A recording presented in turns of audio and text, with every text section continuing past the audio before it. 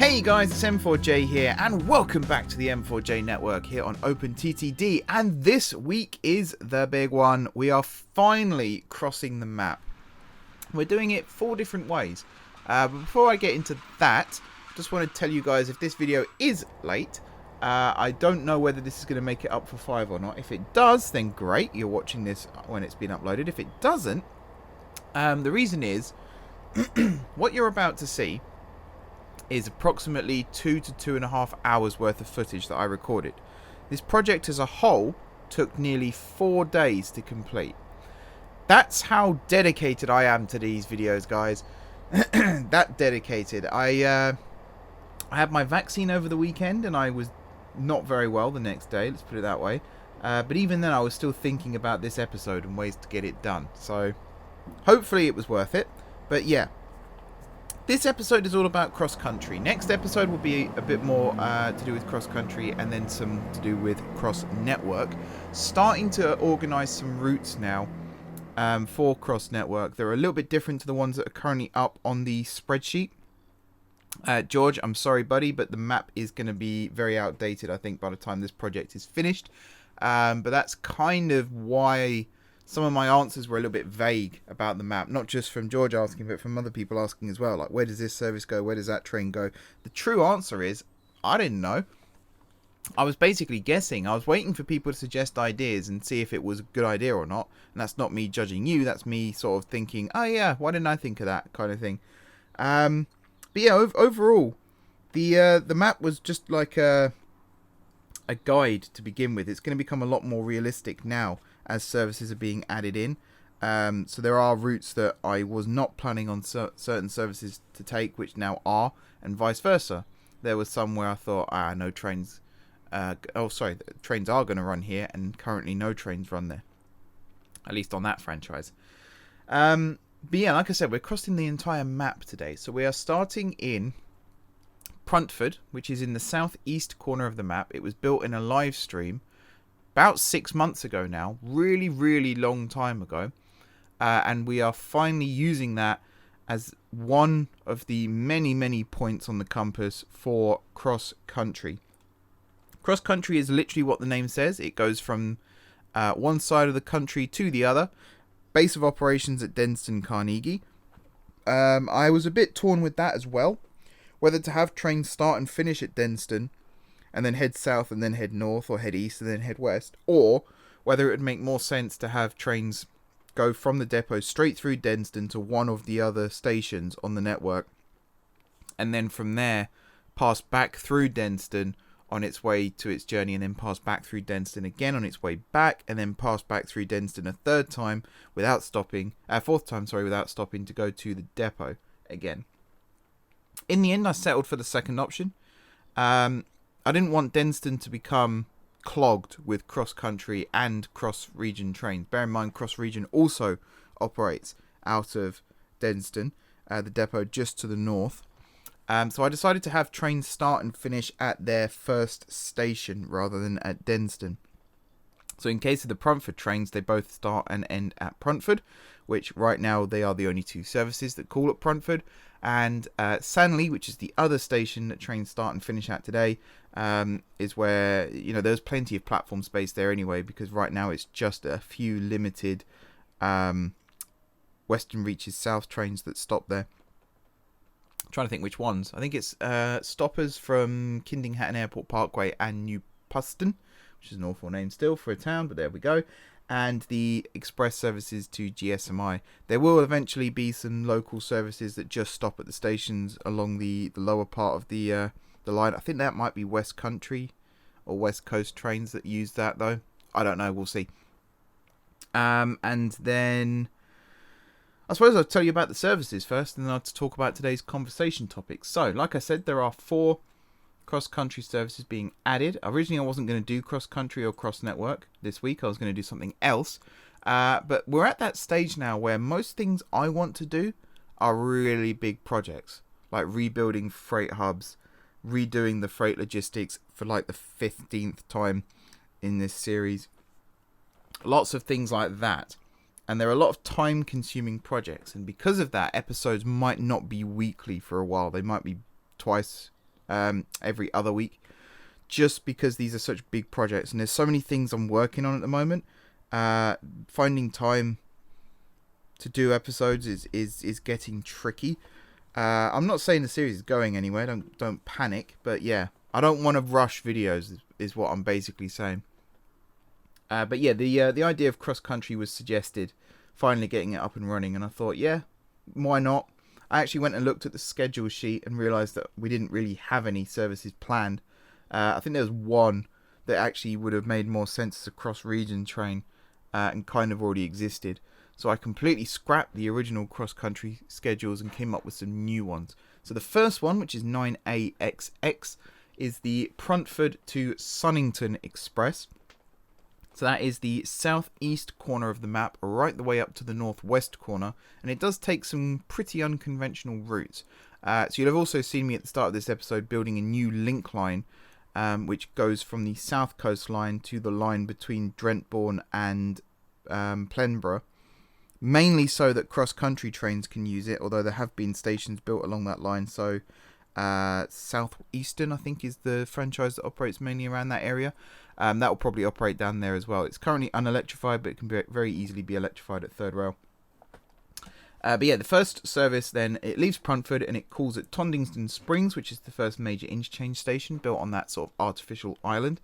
Then we have Larhatton Springs Shore, Fetbridge Shoreside, Sayburg and Beddington, which is built on that new link line, Drentbourne Retail, Denston Carnegie, Dreninghead East, and then instead of going up towards Heninghall, which is what the service used to do, it now cuts off early and goes through Tarnway Fundstone, Munfingford Paragon, Marui City Central, Sanington, and then at Sanington, in fact at Freeham Parkway technically, which is where the big triangular junction is between the Great Western Railway and the Western Reaches South. It actually goes straight on there, so it continues to head west, joins the West Coast line there, and then stops at Menningley Market, links up with the main line from Plindon at Preybourne, continues running north, stops at Bedtown, doesn't stop at Preybourne, but just joins up there. Then it has its last stop or penultimate stop, at Bedtown Mill, and then finally runs up to Sunington. So it's listed as an express, and it is an express because it's mostly a limited stopper, despite the fact that there are 14 stops along the route. Maybe 15 actually. It is a limited stopper, so it is technically classed as express. It runs at, I think its main speed is 100 miles an hour, like the highest it goes. I think it reaches 125 in some areas, but not all. And it does take a long time to do its journey. Just to get to Pruntford in the first place, when I was testing this out afterwards, took about half an hour, maybe a little bit longer. So the schedule, what I've actually done with this, you'll notice this as well, is I haven't done scheduled dispatch yet. And this is because of last week's video where I did the Gardcity Connect and Express. I got a bit too ambitious, I think, with the scheduling, and I haven't gone back and fixed this yet. But basically, afterwards, I tried to release too many trains at once and basically broke the entire network. So I had to redo all of that. I've kept the schedules as they are for now, but we'll see how that goes. It might get a rework. But the script that was suggested to me, where it controls passenger flow rates depending on time of day, I still need to get that in the game. And I think for now, all new services that I'll be adding for the next couple of weeks at least, I'm just going to have one train shuttling backward and forward, no scheduled dispatch yet, just while I get some other stuff sorted out, and then we'll come back to doing scheduled dispatch, because I think it's one of these things where the whole network needs a rethink if we're going to be working with scheduled dispatch, and it's better to do it all in one go than to try and do little bits and pieces here and there. So we'll see how that goes. Anyways, the second service, which is a semi-fast service, it's not an express. It technically is still an express. It runs at the same speed, but I've listed it as a semi-fast just to distinguish it from the first train. So this is 9BXX, which is the Pruntford to Monningpool Falls service.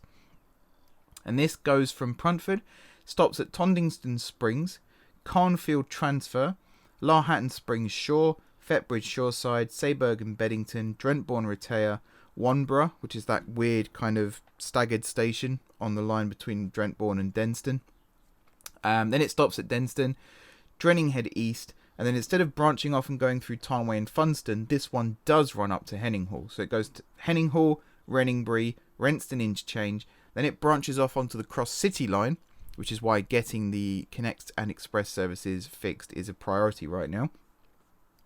Because then it stops at Befingway West, Sundinghead Cross, Gunway Bridge, Plenfing Bridge Tunnel, Gardcity Great Winfield Airport West Terminal, Woolworth Central, and then finally terminates at Monningpool Falls. This is not replacing the cross-region service. This is as well as the cross-region service, because the cross-region service runs from Fort Flonwood up through to Woolworth, whereas this runs along the Great Western Main Line from the airport.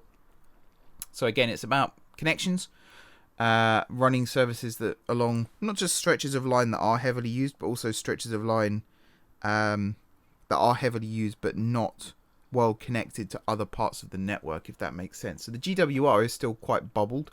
Great Winfield Airport and Woolworth are the only real areas where it does connect to other franchises. Besides that, I mean, obviously you've got connections at GSP as well, but that's the terminus, so you'd expect that. But it's not like Queen City, which does have a train running through it. I'll tell you about that in a second. Or even Munfingford, which again is the terminus of the GWR. But right now that's also got Gardcity Southern, and it's now got cross-country trains running through it as well. There's lots of or cross-network trains, because there are going to be cross-region trains running through it too. There's lots of connections there. The GWR along the rest of the stretch, like Marie, City Central, Sanington, it's always like one franchise maximum that it connects with. It kind of does feel a little bit isolated at times. So to have some cross-country trains running along there as well, it was always the plan, but it's nice to see. So the third service is 9CXX, and this time we're not going from Pruntford, we are going from Sanley. So Sanley is in the southwest corner of the map. It's one of the hubs of the Western Reaches South. It's also going to be one of the hubs of either West Coast trains or Southwest Coast trains. I think there will be a difference. We will see. Big station, very, very underused at the moment, but is now going to be the calling point for 2 cross-country services and maybe even some cross-region services as well. And this service is Sanley Central, Corningbury East, Chindingbury, so it's running along the south coast at this point, Sonley Market Junction, then Sonley Market Harbour, which is a junction, then it turns north and runs up through Queen City Junction, which is the first service outside of Gardcity Southern, to call it Queen City. Then it continues up to Munfingford Paragon, then it goes down the Central Heart Line, was it the Grand Central Line? I think it's the Grand Central Line. No, the Great Central Line. Grand Central is the Network Central. Great Central is the one that runs from... it diverges just after Buntbourne, heading east to west, and then runs to the southern end of Denston Carnegie. So yeah, I need to remember what these routes are called, to be honest. I might put little labels at the start and end, or just a map. In fact, the map that George has created, the franchise map, it would be cool if there was a version of that that had the route names as well. That for my benefit, if anything. But yeah, so Mondham and Tontfield is the next major station, and that's where the line from Tarnway Fundstone crosses over, and there's a joint station there. Then Denston Carnegie, but we arrive from the southern end. And this is what's interesting about the network, is there are 2 trains that go through Munfingford. One's heading north by running west, and the other one's heading north by running east. Both go to Denston, but one comes from the northern end of Denston, one comes from the southern end of Denston. Very interesting when you start looking at how the network is actually formed. Kind of a happy little accident, really. It wasn't planned, but I'm very, very grateful that it is like that, believe me. But yeah, after Denston, the next stop is Dreninghead East, then Brenfingway Estrella. So at this point, we're branching off before Heninghall and heading up towards Nuthill City Centre, because then we stop at Puningville, Nuthill City Centre itself, Brondinghatton, which is a massive, massive city now that has a teeny tiny, or had a teeny tiny 2-platform station, but has now been rebuilt as a 4-platform station with 2 through tracks. And yes, a lot of trains will be using that station, I'm sure. Gronnwell Apollonia Airport, which required a little bit of rejigging and some re-signalling in order to make work, but is now working, very happy to say. Then Flutborough, Pruntford, Monningpool, and then Gronnwell Superion. So this is the first train in a long, long time that's arriving at Gronnwell via the Grand Northern Main Line, which is basically the North Coast Main Line. This is 9CXX I just said about. That's not a sentence, is it? That's 9CXX I just told you about. It is an express, and you might notice a pattern here that it goes express, semi-fast, express, semi-fast. Basically, it's you've got the faster option, and then you've got the slightly slower option, which stops at more stations and doesn't necessarily go to the same end point. I was tempted to have the semi-fast train not start at the same place as the fast train as well, but then I thought, actually, that's not necessarily needed, because the way cross-country works is you do start at the outer extremities and then work your way into different locations. I was going to say something else really important then as well. I've completely forgotten what it was. Such is life. But yeah, the cross-country trains are going to be oh, that was it. They're going to be staggered as well. So the way they're going to be hourly services, and then basically on the hour, imagine the fast train leaves, and then on the half hour or the 25 minutes, whatever it might be, the slow train leaves. The idea of that is so that the fast train isn't held up by the slower train. We'll see how that works. And yeah, the final train that you see me add today is 9DXX, which is Sanley Central to Befingway, and that basically calls at all the same stations as the express above. However, I might as well read out the list still. So it goes Sanley Central, Munbourne Cross North, Corningbury East, Chindingbury, Sonley Market Harbour, Lardston, Gradinghall, Fort Sarhatton, Quin City Junction, Munpool Bridge Tunnel, Munfingford Paragon, Mondham and Tontfield, Denston Carnegie, Dreninghead East, Brenfingley Estrella, Puningville, Nuthill City Centre, Pinningville, Rondhead Cross, Brondinghatton, Grundhead Apollonia Airport, Cadworth, Chadborough, and then Befingway. So there's that triangular junction where the Grand Northern splits from 4 tracks to 2. That's also been rebuilt slightly. So Playhatton Springs, I think, or Pladhatton Springs. Can't remember the exact name of the station now. But that's now slightly different to how it used to be. In that it no longer forms the junction. It's actually one of the legs of the triangle now. So one service goes east towards Gronnwell, and one service, goes west towards Befingway. And new terminus facilities or new signalling has been done to allow for trains to terminate at Befingway and then head back east on the fast lines. Overall, I think it's a good placeholder and a good way to start. Some of these services may change in the future. Like I said, the semi-fast services might be cut back slightly, so they won't start at Sanley, they'll start somewhere else. Or they won't start at Pruntford, they'll start somewhere else. So, for example, the semi-fast out of Pruntford could technically originate at Tondington Springs. The one out of Sanley, I'm not entirely sure where that could start. Not entirely sure. We'll have to see about that. But yeah, it's a good start. We'll see how that goes. In terms of cross-region next week, I have planned some out still. So we've got the existing services, which is the Denston to Monningpool Falls. And we've also got the Denston to Sunington services. I think both of those I'm relatively happy with. Won't change those. But there's one I've got here that's Denston to Canal Street. Now, Canal Street is currently the terminus of one of the Gardcity Express services. So I think what I might do is extend that to Honley Market instead. So I won't go Canal Street now. It will continue up the country in Western. Yes, that is the name of that line. It's technically the Country Western, but I call it the Country and Western. And it terminates at Honley Market. I think that's a better option. Honley doesn't currently have any terminating services there, despite the fact it's got that bay platform. So I might as well use it for this. Pretty much all cross-network trains will be hourly. With the amount that there will be, it will basically become, a train every 20 minutes to wherever you want to go, pretty much. Or you might have to change along the way. And that's kind of the point of cross-network, is it's not supposed to be a main passenger carrier. It's supposed to be like a first leg or last leg kind of journey. So you might use it for the first leg of your journey, or you might use it for the last final stretch. You're not supposed to really use it for the duration. But we'll see. Some people might. Once the cargo script is in and hopefully working, the behaviour of passengers on the services might change slightly. So I'm really looking forward to seeing how that will work.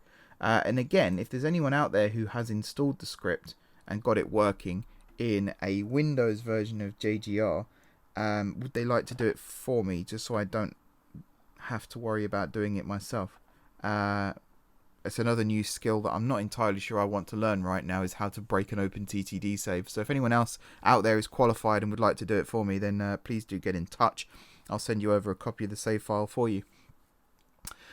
So yeah, last week I went through some patch ideas that I had for OpenTTD. Now I was meant to go through 3, but after the second one I actually forgot what the third one was.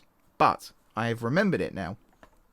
And I really think there is some legwork needed to get these working, but I think there's some traction behind this. I think at least one of these I can see working in the game. I've tried to make them sort of tap into other patches using their functionality, which is something that at the moment I'm getting more and more into web design. I'm getting more and more into app design. I'm getting more and more into this project that I've been working on, where you basically look for existing functionality and then you just tinker it to what you want it to do, which is a really, really, really good way. I used to call it cheating, but actually it's a very, very efficient way of making things work, especially for prototyping. After that, you can then start getting a little bit more spicy with it and try and design it yourself from the ground up. But particularly when you're doing web design, it's a really, really good idea to look at existing functionality and then just tweak things here and there. Anyway, that's not what I'm talking about. I'm talking about these patches. So the first patch idea, 2 of these I did already mention last week, but I've sort of put some more thought into them and how they would work. So I'm going to go over those again. So the first one is a line occupancy display patch, which is basically used for train pathing purposes. So I'm reading out word for word what I've got here. I might include a link to this document in the description, but I have posted it on my Discord for those of you who want to check it out. But yeah, I'm going to read out word for word pretty much what it says, and then I'm going to go into a little bit more detail afterwards. So, a line occupancy display patch. For line occupancy, select an in point, which could be a station or waypoint, and an out point, which could also be a station or waypoint. And a window like the departure window pops up and tells you how many trains will occupy that path within the next X number of minutes. Now, this time frame can be selected through the settings window. So, like you have bridge length, tunnel length, things like that. Imagine if you also had like amount of time for line occupancy. Where am I? Forgotten where I am. Oh yeah, and the pop-up window will look and function just like the departure window, with arrival times and departure times showing when a train enters the block and when it leaves. So this is relying on... Actually, hang on. Sorry. I said I'd read it out first, didn't I? And then I would go through more detail. Tracks with junctions on may have to be handled differently. This will be really useful for helping to organise paths on main lines for different services to take, especially for trains that leave and join different lines regularly, for example, cross-country. This data could potentially be exported into a diagrammatic form showing the line with paths occupied at given times. So again, I don't know how Network Rail do their pathing, or how any rail company do their pathing. Whether it's done purely through maths and it's just on a chart somewhere, or whether there are diagrams involved. But for me, I had this idea of, like, in signalling centres, you've got the big diagram up on the wall with the lines. Whether it's schematic or whether it's realistic, who knows. But imagine that, and then you can select an in point and an out point. So, for example, let's say Gardcity Great Winfield Airport to Woolworth, and it will show you all the trains for the next 5, 10, 15, however many minutes that will operate that section of track. Whether it's the fast line, whether it's the slow line, whether it's running east or whether it's running west. Now, the reason I think this could work is it mainly relies on timetabling, things like scheduled dispatch, like the departure window does. So the departure window has it looks for the arrival time of trains at a station, and then it looks for departure times of those trains from the station as well. So obviously there are parameters within that, so it doesn't include trains that are running empty, it doesn't include freight trains, it doesn't include trains that are just using it as a waypoint. But it does include trains that stop there for any period of time picking up passengers. At least it has the way I've got it configured.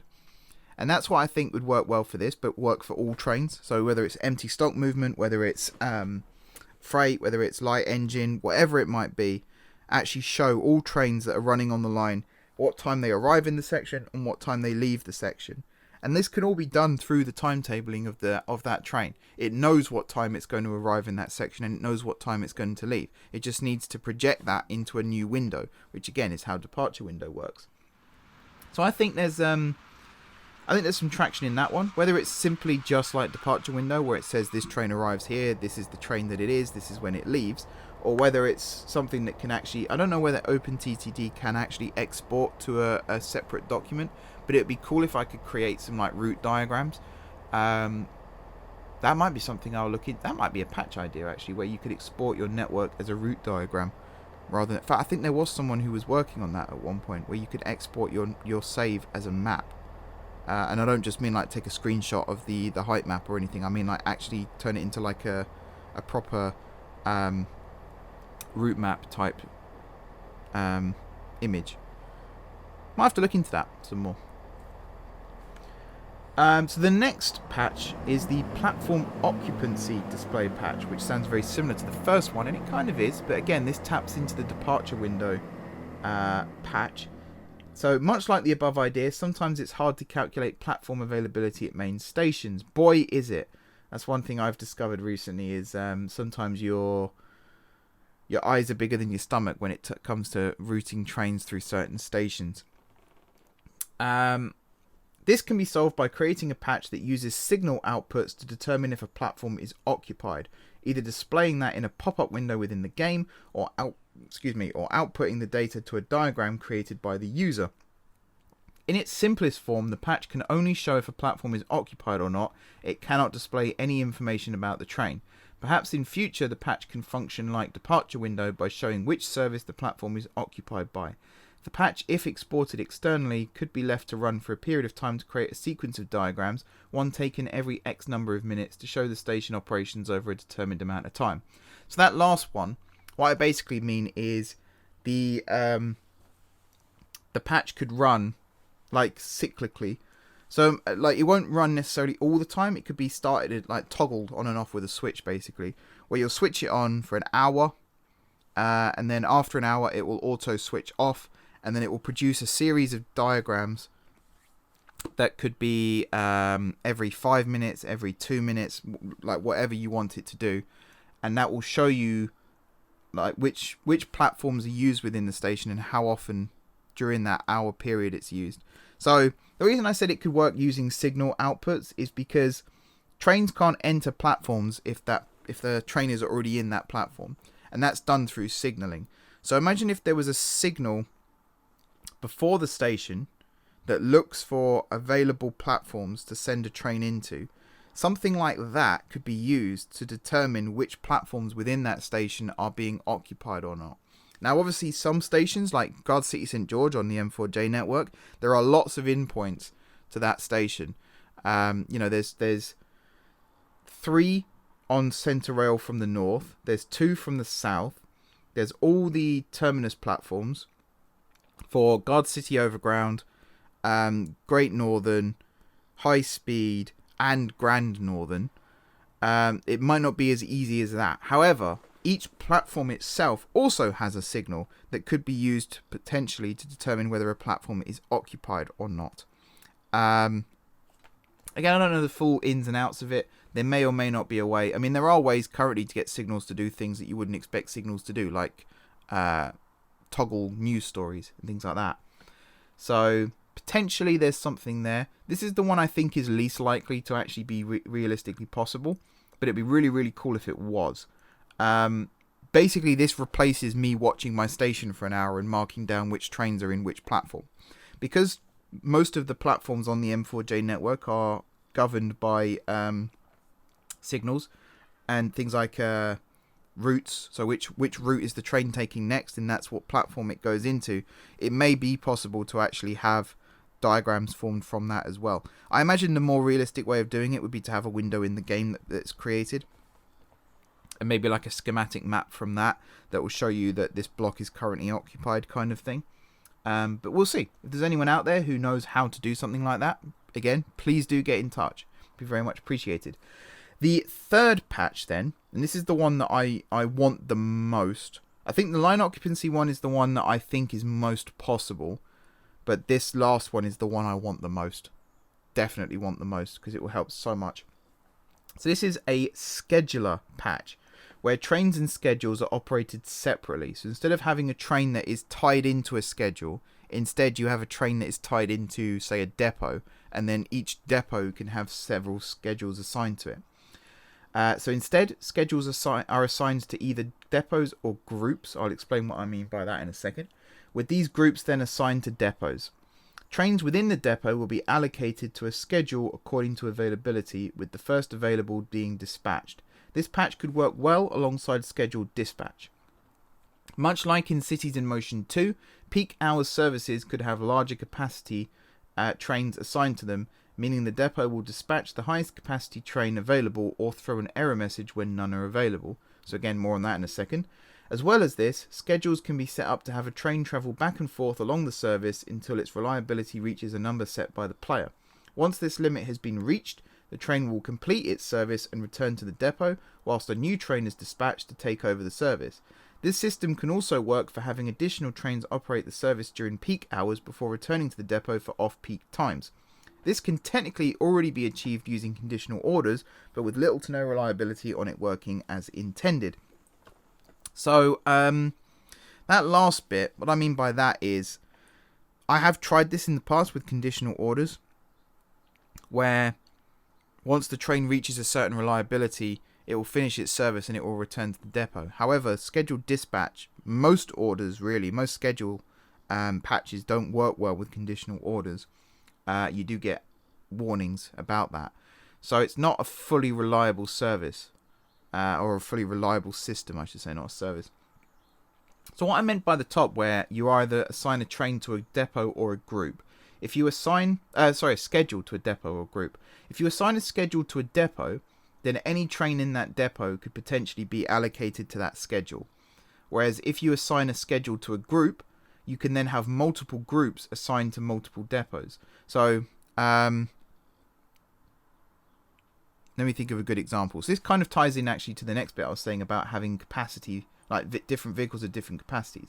So in Cities in Motion 2, you can have small buses and large buses in the same depot, and then during rush hour, you can have it specifically request larger vehicles.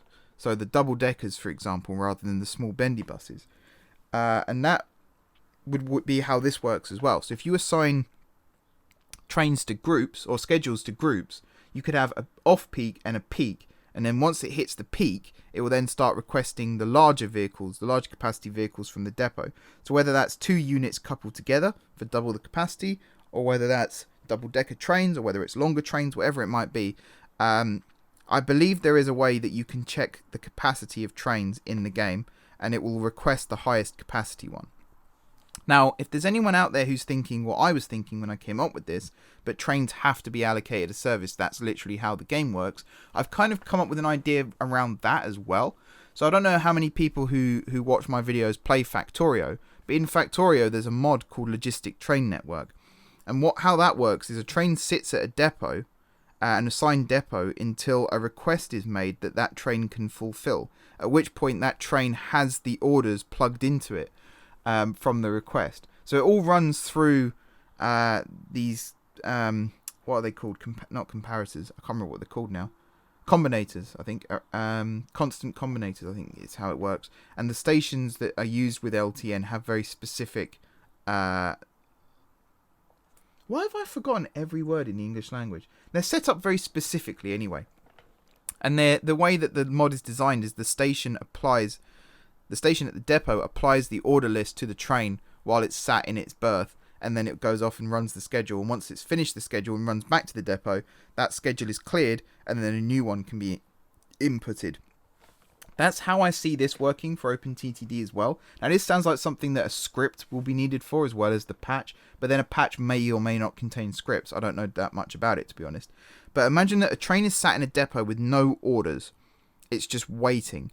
And as soon as a schedule requests a train, that train could potentially have that schedule inputted into it, and then it will run out of the depot, run backwards and forward how many times it wants to or needs to, and then once that's finished, it will then return back to the depot, at which point that schedule is wiped, and then a new one could potentially be implanted into it. Implanted is probably not the nicest way of describing that, but it can be exported into it. I can see ways in which this is possible with the limits of the game. The only risk would be having a train that's technically active, but with no orders. You might get some error messages come up. The only way around that I can see is if a train returns to the depot, it's automatically stopped. Then its orders are wiped, and then when new orders are added, it then automatically starts again. That's potentially a way around that. And the other part of this, which ties in with, again, Cities in Motion 2. Cities in Motion 2, it's possible to have a vehicle run the route multiple times until its reliability gets too low, at which point it will then return to its depot. Now, in that game, that wasn't a very good system. I think the reason why that wasn't a very good system was the timetable only had a start time. It didn't have an end time. So you couldn't look at it and say, this bus starts at this time of day and it will finish at this time of day. It was always a bit ambiguous as to how long it took for the vehicle to finish its journey. OpenTTD, thanks to scheduled dispatch and the timetabling feature, actually has an end time. So you can see if a train leaves Gardcity St George at 2:35 in the afternoon, runs up to Pruntford Airport, and then runs back, it should arrive at, and you'll know the exact time that it will arrive back at the station, assuming all the timetables are working correctly, of course. Now, because of that, you can reasonably predict when a train will finish its journey. So say it's partially on its way back from Pruntford and its reliability drops below the limit you've set. So in my case, it used to be 20%. Once that happens, a signal can be sent back to the depot saying this train is due to arrive back at Gardcity St George at 5:46. It's not going to run the route again. Its reliability is too low. It's going back to the depot. So if we could dispatch another train from the depot that will also arrive at GSG at 5:46, that can then form the return service to Pruntford again. And basically that second train takes over from the first train. It's like passing the baton in a relay race. Now that could cause some problems itself in that you've got two trains now arriving at the station at the same time. You might have to offset it slightly. So maybe the new train arrives first, and then the old train, the one that's retiring at the end of that service, arrives second. That's potentially a way around it. I think that's a good way of actually getting around that problem. But the whole point of this patch is you could pretty much halve the number of trains that you use across the network just by having this system. Because right now, one of the big clog-ups on my network isn't the number of trains operating services, is the fact that all of these trains have to return to the depot after their service, which means there's that downtime. So they'll come out of the depot, they'll run to the first station, they'll operate the service as normal, and then they'll run back to the first station again, unload, and then they'll run empty back to the depot. And it's that to and from the depot downtime and that creates additional trains needed on that service. So for example, the cross-country trains that you've seen me add today, there's approximately an hour's worth of running where they're not earning any revenue because they're empty, and they're also potentially being blocked or blocking other trains because they're running empty along the line. Plus they're taking up extra platform space at Pruntford and Sanley because you've got, every time you run the service, you've got to call at that station twice, once to fill up and once to unload. With this new system, you would have the train call once and it will do both. So obviously there will become a time where it has to fill up for the first time, and that will be, arrival 1. But then arrival 2 won't just be an unload and leave empty, it'll be an unload and reload. I mean, cross-country is probably not the best example to use for this, because I imagine each train will only run once anyway. But imagine something like, Grand Northern. So it'll arrive at GSG, and instead of just unloading and then returning to the depot, it will unload, reload, and then operate the service again. And it will just keep doing that over and over and over again until its reliability drops below a certain amount. At that point, it will do a final arrival, where it will arrive, unload, and then head back to the depot. And then once it joins the depot pool again, it will be available for the next schedule. And it might not be the same schedule that it operates again. And again, like I said, for peak and off-peak, you can have additional trains waiting in the depot. And then once the schedule requires additional trains or larger trains to operate the service, they can be dispatched. They may only ever be dispatched. They may only ever be dispatched once a day or twice a day for the morning and evening peaks. But I think it's a really cool idea, and it's at least worth looking into. The only things I think would be tricky would be creating a script that puts schedules into vehicles, and also where do those schedules get stored when they're not being used. My idea for that would be to have an additional train sat in the depot that has a schedule, like one of each schedule assigned to it. And then it will just copy orders from that train or share orders from that train whilst it's running that service. And then have some kind of script in the background that manages it all. And that actually ties again really nicely into the line occupancy patch. The idea as well is to have all three of these patches kind of talk to each other throughout the game. So to have a timetable, an accurate timetable schedule patch that can dispatch trains from a depot accurately, obviously needs to know how long journeys are going to take. That ties in nicely with line occupancy. If there's a delay on the line for whatever reason, the timetable should automatically update to accommodate for that. Because the other thing that I would like to develop in the future is a diversion patch, which is if a line is blocked for whatever reason and there is another option available, which is where line occupancy kind of comes into play, because you can have an input and an output, an in-point, and an out-point. If for whatever reason that main line is blocked, there may be an alternative route that can be used instead, and actually automatically divert trains through that, or just have operational anomalies. So, for example, way back when this map was first created, we had a branch line that ran from Gardcity St George down to Lafayette Lakeside, or Lafayette Viaduct, I think it was at the time, which is now part of the HLR, the Hatfield Light Railway, for those that don't know. Now, one of the reasons that ended up not working out was because of conditional orders, and it was meant to be that every other train would terminate at GSG, and then every other train would run down the branch to Lafayette. If you have a schedule anomaly in your network, so you could actually program that in, that once every 8 journeys maybe, this will happen instead. Or I know George for GWR has come up with some 1-a-day services, which I still need to do. I will get on with that at some point. Things like that, where you can just allocate that to a depot. You don't have to have its own dedicated train necessarily operating it. You could just create a schedule like that, add it to a depot, and then once a day a train that meets the criteria set will be dispatched and will run that service. You don't have to worry about it. You can just continuously add schedules to a depot and not have to constantly buy new trains necessarily to run those schedules. It will just be allocated to whichever train is available. There will come a point, obviously, where you have more trains needed and you'll have to buy some. But I just think this is a better way to run the network as a whole.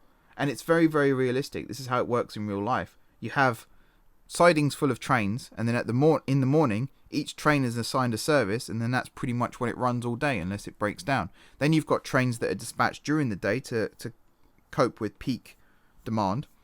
And then you've got trains that might operate a 1-a-day service, like a parliamentary train, or just a special one-off train that happens on that particular day.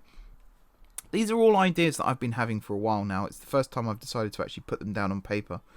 But like I said, I'm looking for people to sort of help make these a reality. So if you know anyone who's a coder, or if you yourself are a coder, you don't have to be Bill Gates. You don't have to be the most experienced coder in the world.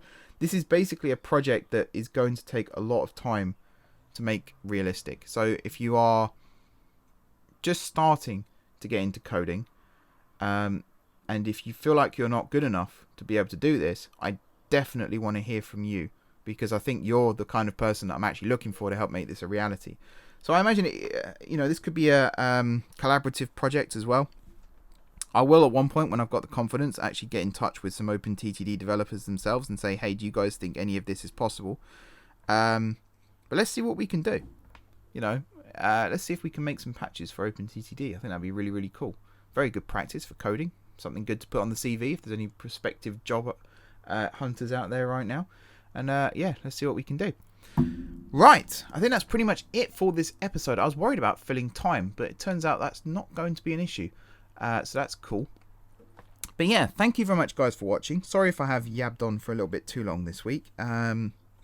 this episode, as I said, has taken a long time to produce, and there were times where I just thought, maybe don't do this project now, maybe save this for another time. But it's actually been really cool just to sit down and talk about the game. And I'm in no... It turns out I can't talk about the game because I can't talk. I'm in no means saying that the current game isn't what I'm looking for, because it is. You know, things like scheduled dispatch, realistic braking, it really has changed the game for me, quite literally. And I'm very, very excited by the opportunities still that the game presents that I haven't even tapped into yet. But I'm always looking for ways to kind of tweak things here and there, more in line with what I'm looking for with my network. And it's not necessarily going to be the same with everyone's network, but I know there are people now who are getting in touch who are looking for more and more realistic experiences. And I've seen people on the forums and on Discord and on Reddit get really, really arsey about realism. They're like, oh, if you want to play realistic games, go play Transport Fever or something like that. And first of all, that's probably the most nerdiest hipster comment I've ever heard. Second of all, realism doesn't necessarily mean graphically. We seem to be stuck in this mindset still that, you know, 240 frames per second, 4K ultra realistic graphics is the way forward, and it's not. You know, Minecraft, Undertale, OpenTTD, trying to think of a fourth one. I mean, even bloody Tetris. They're not the most graphically pleasing games, but they are so immersive if you can find the right things for you. So immersive and incredibly realistic if that's the way you want to play it. Realistic for me with OpenTTD is about operations. It's not about do the trains look real. It's about do they function real. And if you can make them function real, you can basically fill in the gaps with your brain for the rest of it. You know, if you've got a station that has 24 trains an hour operate through it, I don't care whether those trains look like the ones in Train Sim World 2 or Microsoft Train Simulator 1994. I don't care what they look like. Do they work like trains? Yes. Do they sound like trains? Yes. Does my station work like a station? Yes. Okay, it's realistic. As Train Sim World proved, you can have something that looks very, very realistic, but not necessarily function very realistically, and that immediately snaps you out of the immersion. Boy, does it snap you out of the immersion. That's probably one of my biggest complaints about that game, was particularly the Great Western Main Line out of Paddington. It's like a barren wasteland. There's no trains operating at all. Miserable. No, none of that, please. So yeah, realistic for me is about operations, and it's really cool to see that there are more people now starting to get into that frame of mind. And I was asked actually, and I did say I would do it for this episode, but I've run out of time, so I will do it maybe even as its own separate episode. I might record it as a 0.5 episode and put it up next week. I was asked about signalling and how to make signalling as realistic as possible, and that is a very, very good question, because again, that relates to operations, and that's why this game isn't just about looks, it's about function, because there's so many things you can do with signals. And even now there's new things that have been added that I've not experimented with yet, so I don't know how well they work. But yeah, there's lots of cool things that I want to try out with signals, and I know there's a lot of cool things that you guys want to see me do with signals, so I'll happily make a signaling video. I'll try and remember to do it over the weekend, and I'll have it ready for you guys next week. If not, remind me on the Discord or the Reddit, wherever's best for you. And I'll get on and work on that for you as well. And for those of you who are asking where the network overview videos are, they're coming. They are coming. The problem is I was recording them all during the patch where my frame rate was a bit iffy and videos kept lagging. Now I've got that fixed. I'm having to go through and re-record some videos and redo all the, not redo all the animations as such, but basically I'm recording in 4K now for a lot of my videos, and all of my animations were done for 1080. So you can kind of see where that's a problem. So having to go through and redo all of those as well. It's coming along. It's not high on my priorities list right now, and I think that's part of the problem, to be honest. But I'll work on it. I promise. They are coming. I might ask my brother for help because he's been helping edit my Football Manager videos for me. I've been doing a great job.